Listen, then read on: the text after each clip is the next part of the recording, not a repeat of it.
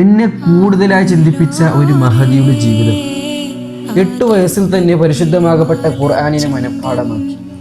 ജീവൻ നിലനിർത്താൻ വേണ്ടി മാത്രം ഭക്ഷിക്കും. അത് 3 ദിവസത്തിൽ ഒരിക്കൽ മാത്രമാണ്. ബാക്കിയുള്ള എല്ലാ ദിവസങ്ങളും നോമ്പനുഷ്ഠിക്കും. രാത്രി മുഴുവനും നിന്ന് നിസ്കരിക്കും.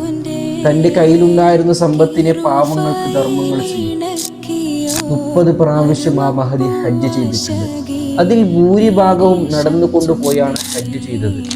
ഇൽമിന്റെ വിഷയത്തിൽ 1-ാം സ്ഥാനത്തായിരുന്നു ആ മഹദി. നമ്മുടെ ഇമാമായ ഷാഫി ഇമാം പോലും ആ മഹദിയുടെ അടുത്തേക്ക് പോയി ഇൽമിനെ കരസ്ഥമാക്കിയിരുന്നു. ആ സ്ത്രീരത്നത്തിന്റെ പേരാണ് നഫീസത്തുൽ മിസ്രിയ റളിയല്ലാഹു അൻഹ. ഇന്ന് റമദാൻ 15, ആ മഹദി വഫാത്തായ ദിവസം. അവരെ നമുക്ക് അനുസ്മരിക്കാം. ആ മഹദിയുടെ പേരിൽ ഒരു ഫാത്തിഹയെങ്കിലും നമുക്ക് ഓതാൻ വേണ്ടി സാധിക്കണം. ആ മഹദിയുടെ ബറക്കത്ത് കൊണ്ട് അല്ലാഹു തആല നമ്മുടെ ലോകം വിജയിപ്പിക്കട്ടെ.